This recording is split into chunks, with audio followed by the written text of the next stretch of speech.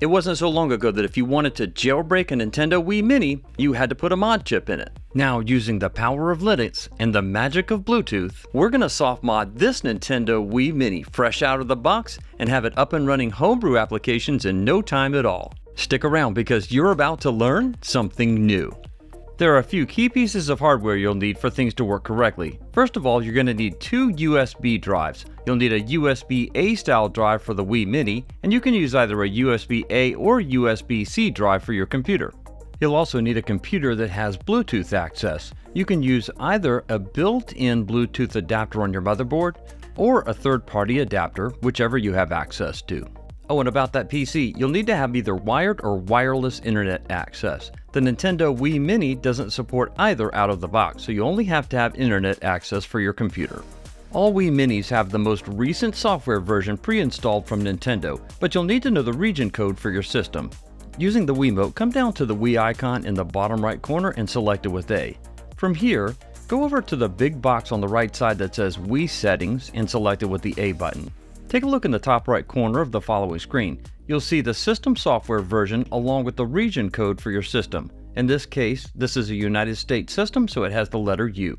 Make note of the region code for your own system before proceeding. Once you've confirmed this information, you can power off your Nintendo Wii Mini. This video guide is largely based on the written guide by the fine folks over at Wii.Hacks.Guide. I have it linked for you in the video description. I've donated to the guide project and I hope that you'll consider doing the same. Be sure to read the information shown on screen on the home page and then click on Continue to get started. From the Get Started page, you'll be asked to select the type of Wii that you're modding.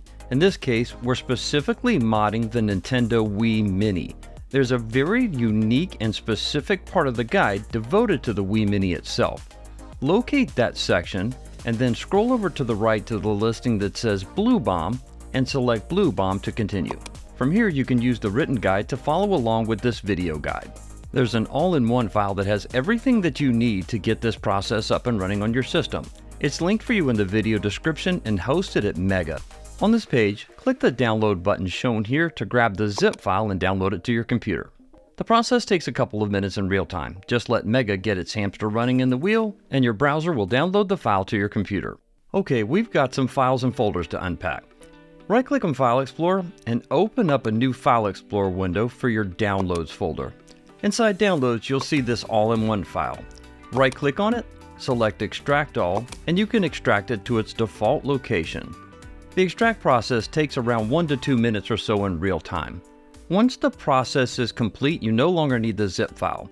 Right-click on it and delete it. And remember that anything that you delete is still archived for you in the recycle bin, just in case you need it. Let's take a look at what's inside this AIO folder. You'll find two subfolders here, one that says USB and one that says PC. Go to the folder called PC and double-click into it. From here, I'm going to take this entire File Explorer window and drag and drop it over to the left side of the screen and snap it into place. Insert the USB-A drive into your computer that you intend to use in your Wii Mini. Once the drive appears on screen, I'll take the File Explorer window for it and then drag it and snap it over into place on the right side of the screen. Take a look at the drive letter designation for the USB drive you just plugged in. You'll need to make note of this letter before proceeding because you don't want to format the wrong drive in the next step. Go ahead and close out the File Explorer window for the USB drive that you just plugged in. Over in the left navigation pane, double-click on GUI Format, and at the UAC prompt that appears, click Yes to continue. You'll need to close out any open instances of File Explorer in Windows before attempting to use GUI Format, otherwise the drives will not format properly. Take a look in the top left corner of the GUI Format window. There's a drive letter designation here and you'll need to check this to make sure it matches the USB drive that you just plugged in. Otherwise, you run the risk of formatting your Windows drive or any other drive. Make sure that letter matches the letter of the USB drive that you plugged in before proceeding. Then come down to the bottom right corner and click on Start. And at the confirmation pop-up that appears in the center of the screen, click OK. This will format your USB drive, including drives larger than 32 gigabytes in size. Once the process is complete, click Close in the bottom right corner. Now that the USB drive for the Wii Mini is formatted, let's get the necessary folders and files copied into place on it. Open up a new instance of File Explorer and open the Downloads folder. I'm going to drag this File Explorer window over to the left side of the screen and snap it into place. Next, go back into the All-in-One folder by double-clicking into it. This time, go into the folder that says USB by double-clicking into it. Next up, open a second instance of File Explorer. Once this window is open, I'll take it and then drag and drop it over to the right side of the screen and snap it into place.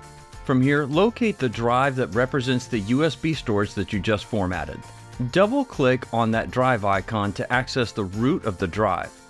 Once you have the root window open, grab both the folder and the file that's inside this Wii subfolder and drag and drop them directly onto the root of your USB storage device.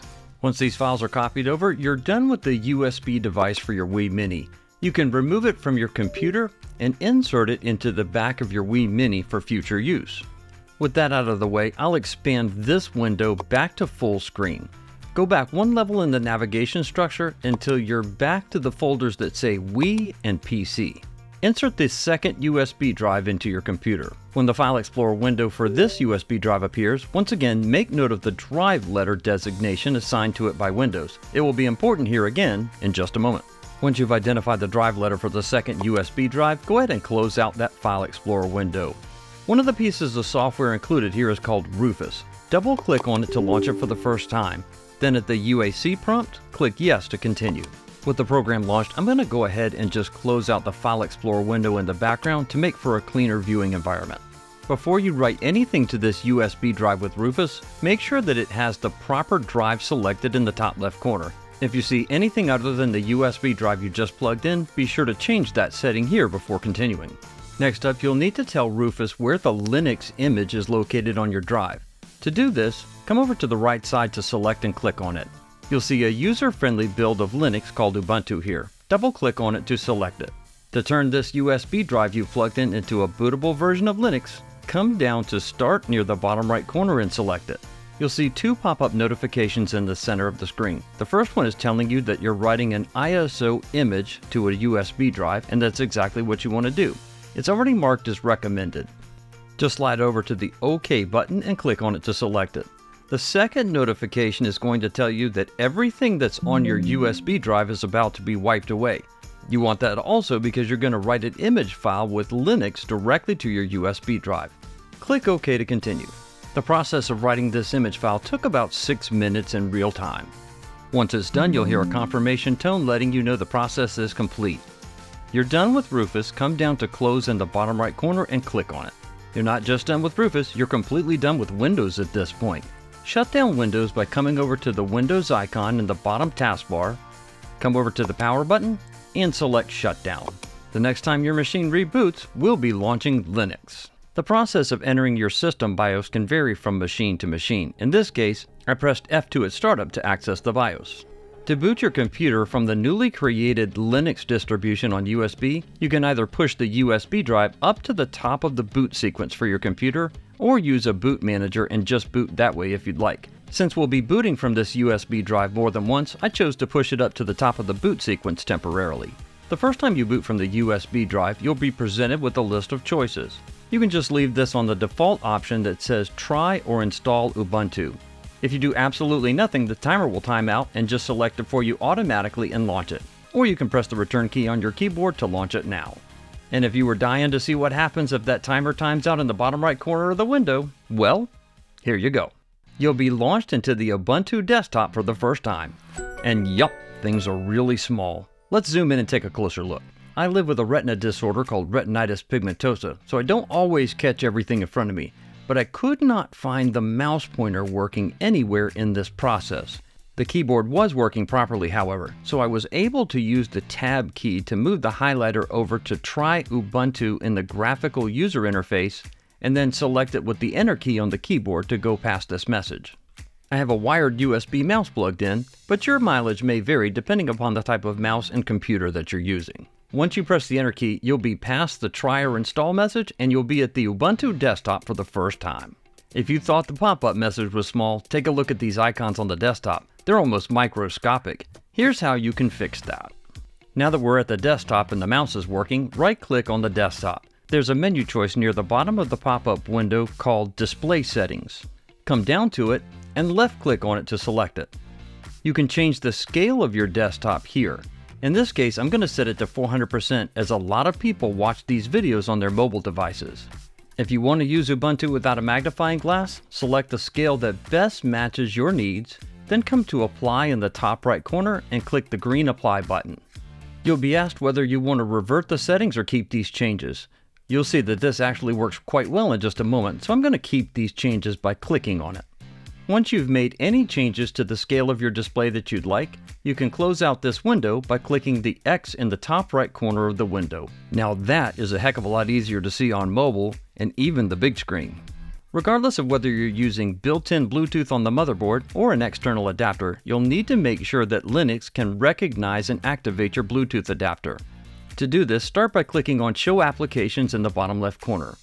In the search bar, search for Settings. You can start typing settings and it will contextually find settings, probably as the very first listing. Once you see the Settings app, click the icon to open it. When you click on the Bluetooth tab on the left side, you'll have access to turn Bluetooth on and off. In this case, no matter how many times I turned Bluetooth on, it never stayed on, and I was never able to see a list of connectable devices through Bluetooth. Here's how I fixed that. Back at the Ubuntu desktop, right-click anywhere on the desktop. In that same pop-up menu we looked at earlier, you'll see a listing here called Open in Terminal. Navigate down to it and left-click on it. You'll see a terminal pop-up window appear that looks a lot like the same kind of command line window you would see in Windows or Mac OS.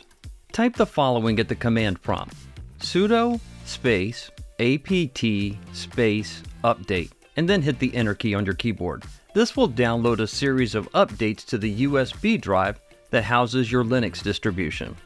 Allow the system time to download and install any necessary updates.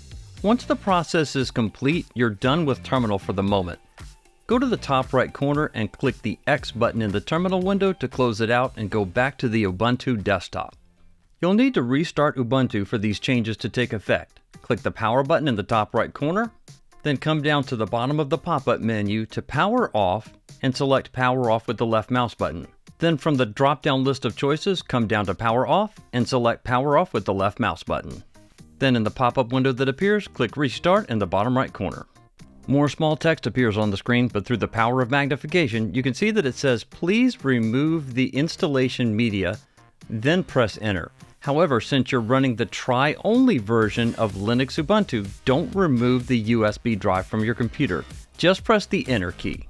And sure enough, you have to set up the try mode all over again. But hey, at least you know what to do this time. Now that the updates are installed and running, let's go back and make sure Bluetooth is working. Come down to Show Applications, click on the icon, and then start typing in Settings. You should find Settings listed contextually as one of the earliest applications once you start typing in the word Settings. In this case, here it is, so I'll move the pointer over to it and click on it.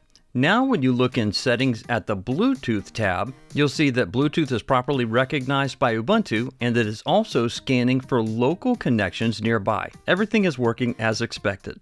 The whole point of loading Linux on a USB drive is to be able to connect to the Wii Mini over Bluetooth. You can open Terminal from the desktop, but you can also come down to Show Applications and start typing in Terminal, and just like with Settings, you'll see the icon appear. I'll click on it here to open up Terminal and expand the window full screen. I'm going to put the 3 following commands in the video description so that you can have access to them. But unless you're watching this video on Linux, there's basically no way to copy and paste them over. You'll just have to pay careful attention to them and type them in exactly as you see them. They're also listed on the Wii Hacks guide under the Wii Mini section. This first command downloads an application from Wii Hacks guide that you need in order to get this process started. The second command is used to convert the application into an executable for Linux. If you're watching this and thinking, man, that dude sure does make a lot of typos, it actually comes from looking at one screen to get the information and going back to the other to type it in. Just make sure that you follow everything that you see on screen carefully and in the video description when you type in these commands.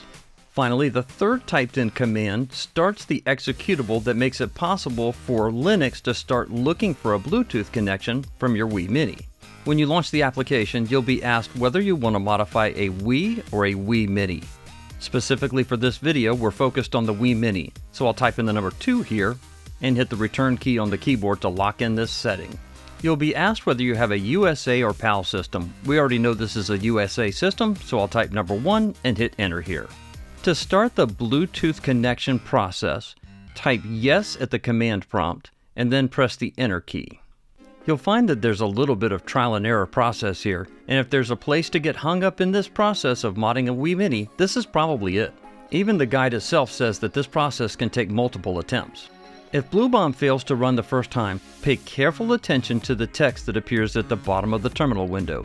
It tells you specifically if it didn't run properly to type no at the prompt. So in this case, that's exactly what I'll do here. I'm going to type no and press the return key on the keyboard. The program will exit and return you to the command prompt of terminal. All you have to do at this point is just press the up key on the keyboard to access the exact same command that you just ran and press the enter key on your keyboard to run it again. And yes, just like before, you have to tell it it's a Wii Mini by pressing 2 on the keyboard and hitting enter, and then telling it which region you have, in this case USA, by pressing 1 and hitting the enter key. Then once again, type yes on the keyboard and press enter. This time, if you take a look at the bottom of the screen, you'll see that there's a message there that says waiting to accept. If your Bluetooth is turned on and recognized and you see this message at the bottom of the screen, you're good to go. With the Wii Mini USB drive inserted, power on your system, but don't connect a Wiimote just yet. Instead, locate the Bluetooth sync button on the left side of the unit and start pressing the button repeatedly. Be aware that you may have to power the unit off and repeat this process several times for it to work. Once your computer and the Wii Mini are talking to each other, the message at the bottom of the text screen will say "Got response," and you'll see that the payload is being uploaded. The process should take less than a minute or so in real time. Once the transfer process is complete, you'll see a message appear at the bottom of the screen. That's everything you have to do with Linux at this point. Everything else takes place on the Nintendo Wii Mini. If you've done everything right up to this point, you'll see this notification window on your Nintendo Wii Mini. Once you see the message that says press 1 to continue, you can now pair your Wiimote and press 1 on the Wiimote to move forward. This will take you to the Homebrew channel installer. Press the A button on the Wiimote to continue. You'll see that the highlight lands on exit, but you actually need to install the Homebrew channel first. To do this, use the D-pad on the Wiimote to move the highlight up to install the Homebrew channel and select it with the A button. You'll be asked to confirm if you want to install the Homebrew channel. You really do. So use the D-pad to move the highlight up to yes and press the A button. The installation process takes only a moment to complete. Once it's done, press the A button to continue. You're done with this installer at this point. Use the D-pad on the Wiimote to scroll the highlight down to exit and select exit with the A button. Then in the next screen, select exit with the A button again. Now your system will be launched into the Homebrew channel. Now that the Homebrew channel is up and running, let's launch the first piece of Homebrew content. Use the pointer on the Wiimote to navigate to Preloader Installer and select it with the A button. And at the confirmation screen that appears, highlight Load with the Wiimote and select it with A. The Preloader Installer takes a few moments to initialize, and that'll give you a moment to take a look at the welcome message. Once it's done initializing, you'll see this message appear on screen. Press the A button on the Wiimote to install Preloader. The process takes only a moment to complete, and you'll see a confirmation message on screen. Press the A button on the Wiimote, and you'll be taken back to the main menu of the Homebrew channel. To launch Preloader for the first time, press the Home button on the Wiimote. This will take you to an action menu inside the Homebrew channel. Come down to the listing that says Exit to System Menu and select it with the A button. This will take you to the Preloader main menu. From the main menu, use the D-pad to scroll the highlight down to the listing that says System Menu Hacks and select it with the A button to continue. There are 2 settings here I'd recommend that you enable. The first one is the very top setting that says Block Disk Updates. Okay, I know it seems a little counterintuitive for a console that has no wireless nor wired internet access to enable a setting that says Block Online Updates. It is, however, possible to add Ethernet functionality to a modded Wii Mini. And if you do and you forget to set this setting, well, McClunky. Once you've enabled these 2 settings, use the D-pad on the Wiimote to scroll down to the listing that says Save Settings and select it with the A button to lock in these changes. You can pull the trigger button on the back of the Wiimote to go back to the main menu of Preloader. For now, go ahead and power off your Wii Mini system. Then once it's completely powered down, Go right back and turn it right back on. This will take you back to your Wii system's main menu. Once the home screen of the Wii is loaded, you'll need to relaunch the Homebrew channel. Navigate to it with the Wiimote and select it with the A button. Then at the screen that appears, select Start to launch the Homebrew channel. Next up, let's install some custom operating system files or CIOS files. To do this, use the Wiimote to point to the application called D2X CIOS Installer and select it with A. Then select Load with the A button to load the program. The program needs a few seconds the first time you launch it to apply some key content changes to your system. Once that process is complete, you'll see a message near the bottom of the screen that says Press any button to continue. Press any button on your Wiimote and you'll be taken to the main menu.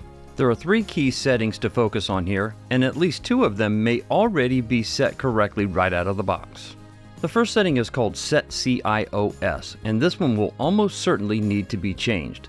Use the D-pad on the Wiimote to change this setting until it says D2X V1 Beta 2. Next up, move the highlight arrow down to the listing that says Set CIOS Base and make sure that this is set to the number 57. It probably is by default, but if it's not, use the D-pad to move left or right to make sure it says 57. Finally, move the arrow down to the listing that says Set CIOS Slot and make sure that this number is set to 249. Again, in this case, it was already pre-configured this way, but if it's not on your system, make sure that you have it set to 249. To lock in these changes, press the A button, and at the confirmation screen that appears, press the A button again to secure the changes on your system. You're done with this application. Press the B button on the Wiimote to exit the software and be taken back to the main menu of the Homebrew channel. And since you made it this far, here's an important bonus tip. Don't forget to go back in your BIOS if you happen to have changed the boot sequence of your drives and set it back to the drive that you want to boot from. In this case, it's the Windows Boot Manager. Now that your Wii Mini's jailbroken, learn how to play backups of your favorite games off of USB. This video on screen and linked in the pinned comment and description will show you how.